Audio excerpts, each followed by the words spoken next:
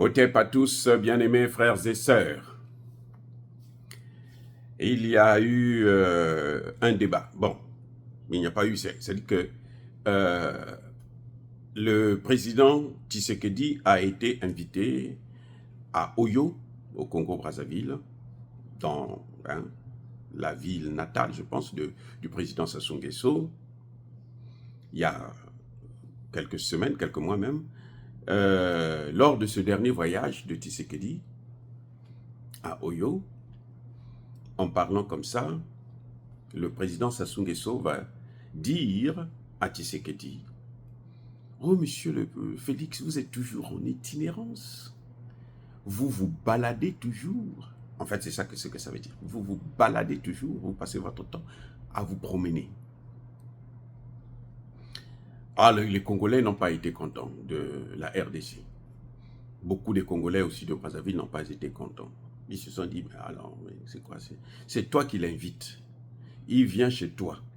Et puis tu lui dis que non, tu fais que te balader, tu es un promeneur. » Et donc, ça, sur la toile, ça a tonné. Maintenant, je veux dire une chose. Je ne soutiens pas Sassou Nguesso. Hein. Je ne suis pas un opposant. Je suis un Congolais et j'observe des faits politiques parce que je suis docteur, je le répète encore, docteur en sciences politiques.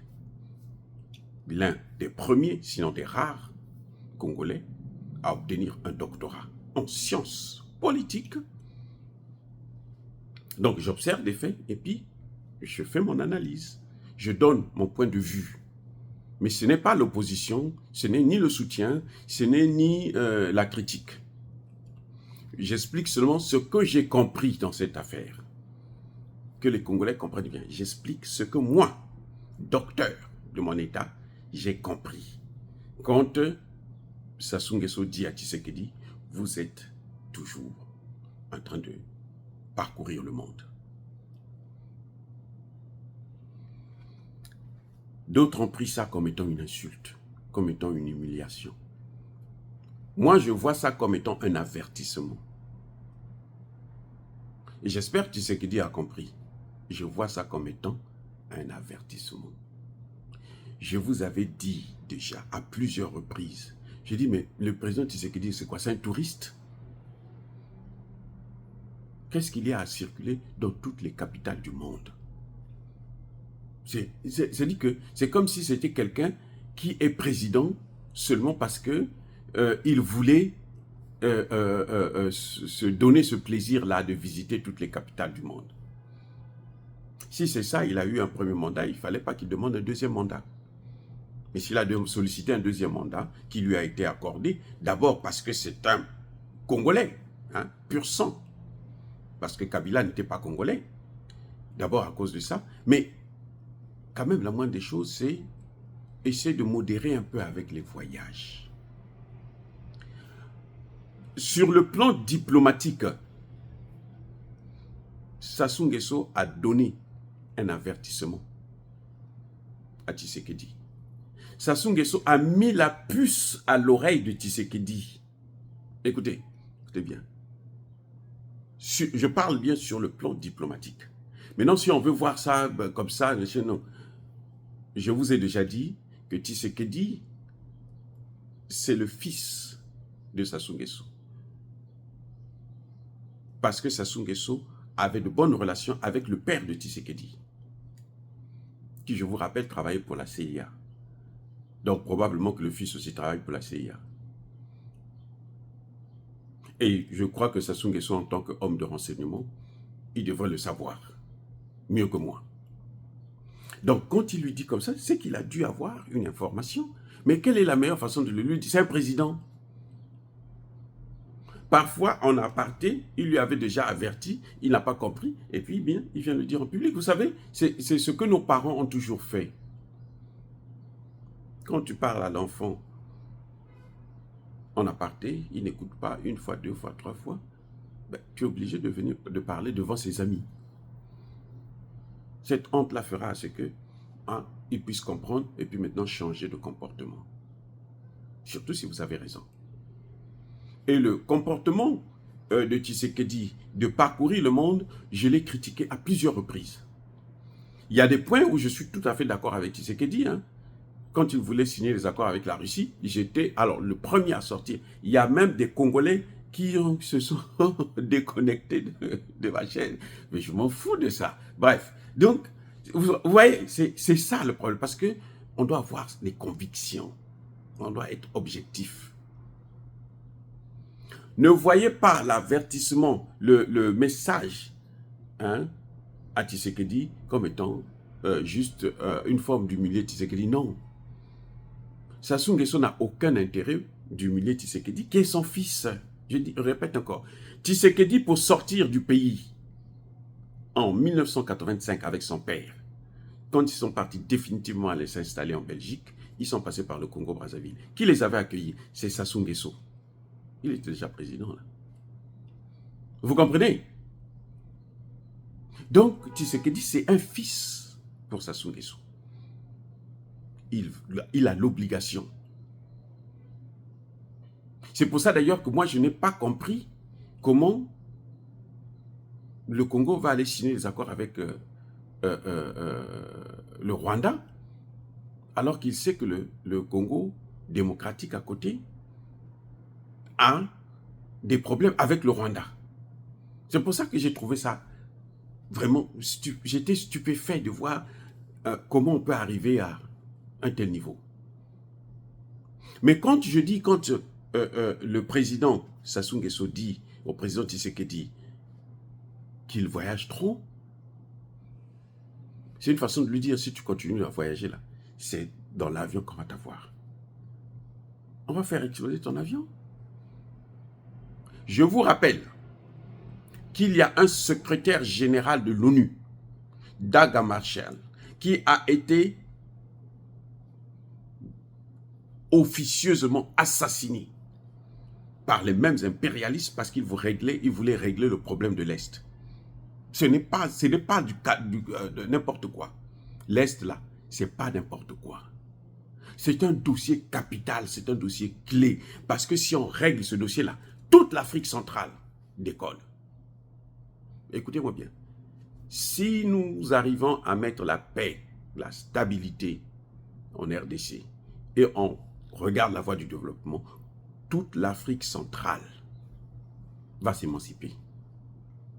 Le Congo est la clé. Les Occidentaux ont compris ça. Donc, ils mettent le paquet pour que ça ne bouge pas. Donc, ce problème-là, ce n'est pas un dossier simple. C'est pour ça que quand le président Sassou Nguesso dit il est en train d'avertir que fais attention. Et vous avez vu, on n'a pas attendu des mois. On a appris que le premier ministre iranien s'est écrasé dans un avion, est mort dans un avion. Et maintenant, de plus en plus, la thèse de la Sassiga apparaît.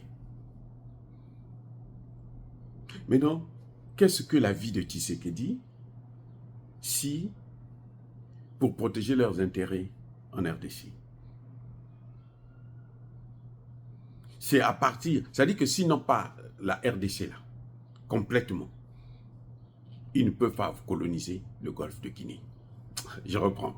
S'ils n'ont pas la RDC sous leur contrôle, s'ils n'ont pas balkanisé et autres, comme ils sont en train de vouloir le faire avec le Rwanda, l'Ouganda et le Kenya, ils ne peuvent pas avoir le golfe de Guinée. Et c'est ce que le Rwanda, l'Ouganda et le Kenya n'ont pas compris. Parce qu'ils sont au pouvoir depuis tellement longtemps que ce qui compte pour eux, c'est le pouvoir, c'est les honneurs du pouvoir et l'argent du pouvoir qui comptent pour eux. Et ceux qui les ont mis au pouvoir là, ils sont contents d'avoir des gens comme ça qui ne comprennent pas la géopolitique actuelle du monde. Parce que le problème du Congo a un aspect aussi spirituel. Donc, à mon avis, ça n'a pas été une insulte, ça a été un avertissement, ça a été un conseil. Et je pense que ils en avaient déjà parlé avant. C'est pour ça que le président Sassou était obligé de sortir ça devant les gens. Vous avez vu Tshisekedi répondre? C'est pourquoi. Vous croyez que Tshisekedi a peur de Sassou? Ils sont tous des présidents. Tshisekedi à 120 millions, Sassou a que 5 millions. Tshisekedi n'a pas répondu parce que Tshisekedi sait de quoi il parlait. Attendez, Tshisekedi sait de quoi Sassou Nguesso parlait. C'est pour ça qu'il n'a pas répondu. Il pouvait l'envoyer balader. Vous pouvez lui dire, bon, moi, je ne me verrai plus chez toi ici. Il pouvait lui dire, mais c'est toi qui m'invites et puis après, tu veux m'humilier chez toi.